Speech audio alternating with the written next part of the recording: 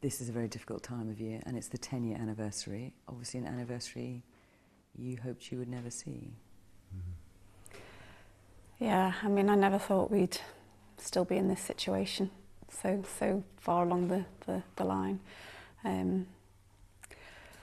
It's a huge amount of time. In some ways it feels like it was only a few weeks ago, and other times it's felt really long. But it's a hard marker of time, I think. And you referred to it on your website as stolen time. Well, yeah, I mean, it's time that we should have had with Madeleine. We should have been a family of 5 for all that time. And yeah, it does feel stolen. And you could never have imagined 10 years ago that you would still be in this situation? I think the situation is that we tried everything in our power to not have a long, protracted missing person case like this. It's devastating, and early on I threw myself into trying to do everything we could to help find her. Obviously that hasn't worked yet, but we are still looking forward. I think that's the most important thing, and there's still hope. And how are you doing as a family, the pair of you? I think we're in a new normality, really, particularly over probably the last, seems like a long time saying it, but over the last 5 years since the Metropolitan Police actually started their investigation. It's taken a huge pressure off us individually and as a family. Because before that you were trying to fight the case yourselves, trying to encourage the police to look for Madeleine, get the Portuguese police involved. Yeah, I think the key thing was, and I suppose the injustice of it, was that after the initial Portuguese investigation closed, essentially no one other than us was actually doing anything proactively to try and find Madeleine. And I think every parent could understand that what you want and what we have aspired to is to have all the reasonable lines of inquiry followed to a logical conclusion as far as you can do that. And that was incredibly frustrating. And now, you talked at the time about what a blow that was. It was terrible. I mean, it's horrible. And as much as we tried, and fortunate to have had so many donations into Madeleine's fund and use that money to try and investigate, your hands are tied. You don't have the powers that law enforcement have. So how much of a difference has it made? So for the last 5 years, the police have been actively investigating. Huge. Absolutely huge. I mean, I can't emphasise enough just what a massive burden that's lifted from us and those around us, and also knowing that the lines of investigation are being prosecuted. And I know the Assistant Commissioner, Mr Rowley, spoke during the week, but a lot of those lines have been taken to a conclusion, and that's almost as important as finding who's actually responsible, but knowing that those lines have been shut down. And the police have talked about one significant lead that they're still pursuing. Can you tell me anything about that? Well, the investigation is in the hands of the Metropolitan Police. There clearly are ongoing inquiries, and from our perspective, that's the important thing. They've managed to pull so much together and sift through so much information. So now we do seem to be on just several lines of inquiry rather than tens, hundreds. And there are 4 officers working on it full time. There have been criticisms that the police shouldn't be spending so much money still, so many years on this case. What would you say to that? I think some of that criticism is really quite unfair, actually, because I know it's a single missing child, but there are millions of British tourists that go to the Algarve year on year, and essentially you've got a British subject who's the subject of a crime, and there were other crimes that came to light following Madeleine's abduction that involved British tourists. So I think prosecuting it to a reasonable end is what you would expect. But of course it doesn't happen. Sadly there are so many children that go missing, and the resources are not deployed on their cases they have been on yours. I think it's others within law enforcement have made it very clear this type of stranger abduction is exceptionally rare, actually, and we need to put it into perspective. And it's partly why Madeleine's case has attracted so much attention, thrown in with many other ingredients. But this type of abduction is exceptionally rare. One of the police officers in Portugal has been a thorn in your side for many years. He was thrown off the investigation, but then he wrote a book. He presented a documentary presenting a view of what happened to Madeleine, which implicates you. And you fought it through the courts. At the moment, you've lost and he has won. Is this the end for you now? Are you going to continue to fight him? Well, I think the short answer is we have to, because the last judgment, I think, is terrible. So we will be appealing. We haven't lodged that yet, but it will be going to the European courts. I think it's also important to say that when we lodged the action, it was 8 years ago, and the circumstances were very different, where we felt there was real damage being done to the search for Madeleine at that time, particularly in Portugal. Well, because he was effectively suggesting that you were involved in the I think, you know, what people really need to realise, though, is, and you know, Assistant Commissioner Rowley has said it again this week, and the Portuguese have said it, and the final report have said it, is there's no evidence that Madeleine's dead. And the prosecutor said, you know, there's no evidence that we were involved in any crime. And really, that's saying anything opposite isn't justice. It's not justice for Madeleine. I find it all incomprehensible, to be honest, and it has been very upsetting, and it's caused a lot of frustration and anger, which is a real negative emotion. And I think we just need to channel that, and I just have to hope that in the long run that justice will prevail and all will be well. So. And I think it's also important, you know, for us personally, but for the rest of our family as well. For your children? And our wider family, our own parents, brothers and sisters, etc. So, you know, we've got to challenge it, and we will do. The other thing that struck me when I was looking through various internet search engines before I did this interview was quite how much cruel, distressing, horribly tasteless commentary there is out there about you, about Madeleine, people giving their opinions about what they think happened, though even though they don't know you, they were nowhere near, they can't possibly know. How do you deal with that?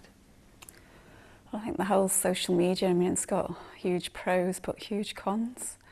And I mean, on the downside, and all that's been written, I guess we protect ourselves, really. We don't go there, to be honest. We are aware of things that get said because people alert us to it. I guess our worry is for our children, really. Of course, because they're now 12, they're at an age where social media becomes increasingly important. Yeah, I mean, I think I don't want to dwell on, you know, the negative aspects too long, but I think in this era of fake news, it is extremely topical, and I think people just need to think twice before what they write and the effects it has on it. And certainly, I know ourselves with our own experience, both in the mainstream media and also on the internet, I'm not going to believe that until I see evidence of it convincing. And you know what? I'm sure there's a very small minority of people who spend their time doing it, but it's totally inhibited what we do. Personally, we don't use social media, although we have used it in Madeleine's campaign. But for our twins who are growing up in an era where mobile technology is used all the time, we don't want them not to be able to use it the same way that their peers do. So how do you protect them? I think the most important thing, and we had some excellent advice early on with Kate, and is that we've been as open with them as we can. We've told them about things, excuse me, and also, you know, that people are writing things that are simply just untrue, and they need to be aware of that. They're not really at the age where they are, you know, on the internet and other sites, but they're coming to that stage, and they're in closed groups with their friends, etc., and that's important. I think we've tried to educate them a little bit as well, because obviously it's not just us that has fallen victim to of course not. The downside of social media. And but does it shock you? Because it shocked me, certainly a little, the things that people say. I think it has been shocking, the whole kind of that aspect of human nature that I hadn't really encountered before. And because I think it's so far from how you would behave or people that you know would behave. It's been striking and quite hard really to get your head round, because why would somebody write that, you know? Why would somebody add to someone's upset? Why would someone in a position of ignorance do something like that? But I think we're seeing the worst and the best of human nature and experience, and our personal experience rather than on the internet has been overwhelmingly seeing the better side of human nature. And I think we need to remember that, actually. We've had fantastic support over the last 10 years, and because there's a lot of media attention now around the 10th anniversary, we're starting to see that again. I think it's true. I think because things like social media or Amaral or whatever, because it's so awful and upsetting, it does kind of sometimes stand out more, so it becomes more of a talking point really, whereas actually the main thing that we've experienced is the goodness of people and the support that we've had over 10 years, which hasn't wavered in all that time, you know. And that... How different is your life now to the life that, you know, when you have a child, you consciously or subconsciously imagine your future and the future of that child? I mean, how different is your life now to what you must have imagined all those years ago? Oh, it's a hard one, isn't it? Because it's such a long time. But yeah, I think before Madeleine was taken, we felt we'd managed to achieve a little perfect nuclear family of 5. And we had that for a short period, and I suppose it's just almost the same way as if your child becomes ill or seriously ill or has died, and like many other families have suffered, then your vision is altered and you have to adapt. And I think that's a theme that, speaking to other people who have gone through terribly traumatic processes with children and other loved ones, that is something that gradually happens, and you adapt and you have a new normality. And unfortunately for us, our new normality at the minute is a family of 4. But we have adapted, and that's important. And as we've said about the investigation, the last 5 years in particular, it's allowed us to really properly devote time to looking after the twins and ourselves, and of course carrying on with our work. At some point you've got to realise that, you know, time is not frozen, and I think both of us realised that we've owed it to the twins to make sure that their life is as fulfilling as they deserve, and we've certainly tried our best to achieve that. And certainly on the face of it, you appear to have stayed so strong as a family unit. I just wonder how you've managed to do that, how you've managed to, you know, it's so easy to blame each other when a cataclysm befalls a family. Mm-hmm. That's such an easy trap to fall into. Yeah. I don't think there's ever been any blame, fortunately. I think what people do say is you don't realise how strong you are until you have no option, and I think that's very true. Obviously, massive events like this cause a lot of reaction, a lot of trauma and upset, but ultimately you have to keep going, and especially when you've got other children involved. And you know, some of that is subconscious. I think your mind and body just take over to a certain extent, but if you can't change something immediately, you have to go with it and do the best that you can.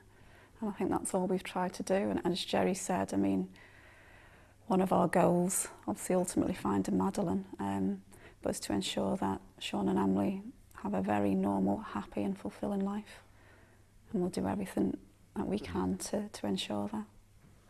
And life for you has changed in different ways, Kate. I mean, you were a GP, you stopped working, you haven't gone back to full-time work. I mean, I assume the idea of someone else looking after your children seemed, well, unthinkable after what happened.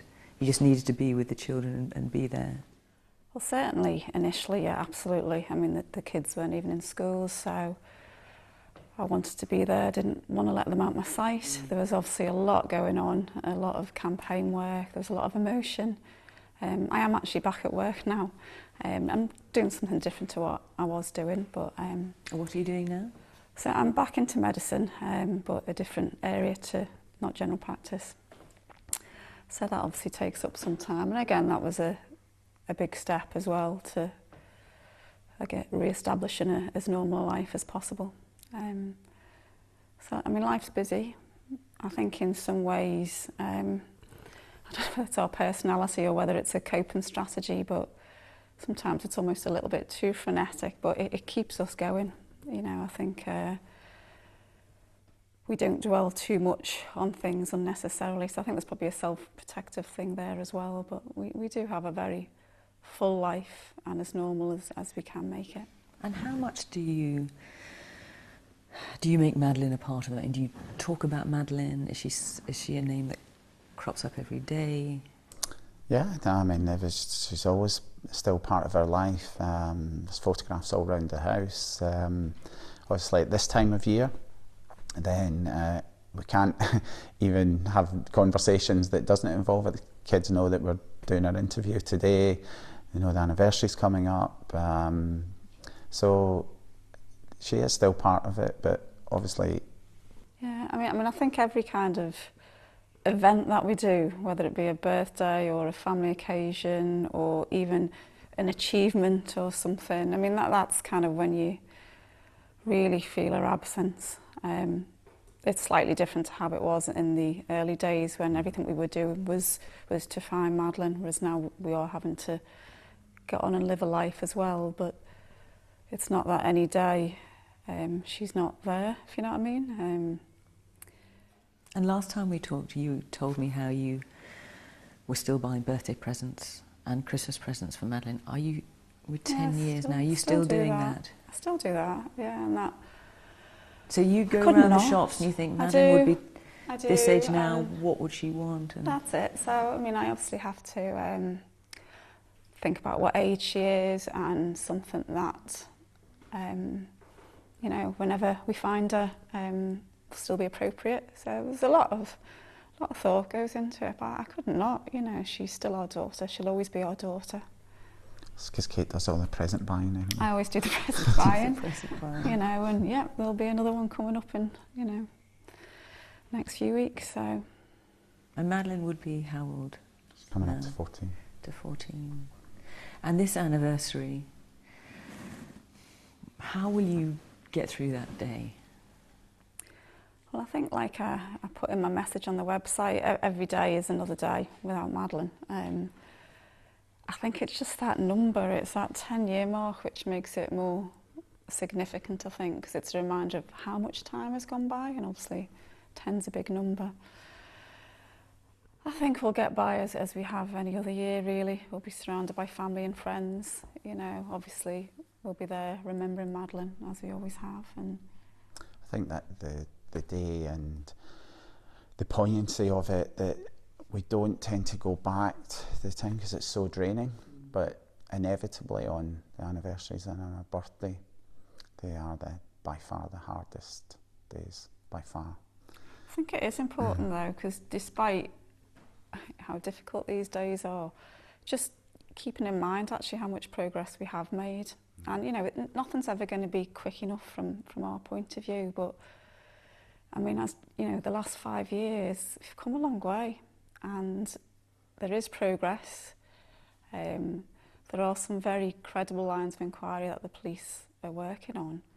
And whilst there's no evidence to give us any negative news, you know, that hope is still there. And so it really is there in your hearts? Yeah. The hope that So one day I mean, you'll be reunited with your daughter? Yeah, well, no parent's going to give up on their child unless they know for certain their child's dead, and that we just don't have any evidence. So my you've hope got to... of Madeleine being out there is no less than it was almost 10 years ago. I mean, apart from those first 48 hours, nothing actually has changed since then. I mean, I think the difficult thing has always been, how will we find her? You know, because you're relying on the police doing everything they can, and you're relying on somebody with information coming forward. I think that's so important, that everyone thinks, well, what could have happened? But some of the scenarios with other people who've been abducted and kept, they're just so unbelievable that you think, that how could that have happened? And that's probably what's going to happen with Madeleine's case as well, that people go, it's incredible how that I think And Mark we just don't Rowley know. underlined that last week, the ACC, because he said... From the Metropolitan Police? Yeah, you can't apply normal logic to someone who commits a crime like this. Because you try and think, well, surely if it had done that, they'd have done that, and therefore... But you can't, because... But you must also look at cases like the case of Ben Needham, you know, who went missing in Greece decades past. Well, it is interesting though that you know, the people who've got the most experience are the National Centre for Missing and Exploited Children in the US, and one of the earliest things that stuck with me ever since then is the younger at the time a child is taken, the more likely they've been taken to be kept. And that could equally apply to Ben Needham, who was younger than Madeleine. So that's something, you know, that we have to factor in, actually. Which in one way could be a relief, but in another way is an unconscionable thought for you. Of course it is, and it's 10 years and how much it changed and where should we be now. But I mean, I think the key thing is to find Madeleine. She either needs to, if she's still alive, recognise that who she is, or we need to find the person or people responsible for taking her. And you must have imagined over the years, if you saw her, you know, what you'd say to her, how your lives would change. Yeah, I think I try not to go there too often, to be honest. It's one of those real bittersweet kind of thoughts. Yeah, I mean, I can't imagine, I'd say 10 years is a long time, but ultimately we're a mum and dad, and she's our daughter, and she's got brother and sister, grandparents, and lots of family and friends, you know. So it'd be absolutely fine, you know. It'd be, well, I'm sure it's beyond words, really. I'm sure We'll cope with anything, yeah. Now, I know that doing this interview is something you thought long and hard about. It's not something you particularly want to do, certainly not something you're looking forward to. What do you hope by doing an interview like this? What do you hope that people will hear? What's the message you want to get out? I think, you know, that there is still hope, really. There isn't a new appeal. Most of the media that we've done in the previous years is usually around that. So this is unusual. So we are marking the anniversary. I think it's been good for the general public to hear the police say that there's no evidence that she's dead and that there's an active investigation and there's still hope.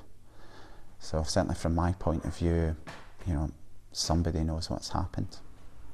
I think, you know, we've had so many supporters who are still with us, people that we don't know are still there. And I guess I just want them to be reassured that there is progress being made. And, you know, it might not be as quick as we want, but there's real progress being made. So I think we need to take heart from that. And we just have to go with the process and follow it through, whatever it takes for as long as it takes. You know, but there's still hope that we can find Madeleine. And if you do find Madeleine, you will be able to show her everything you did to try and find her. Absolutely. That you never gave up. I guess for her, just knowing how many people have been there willing a home, really important.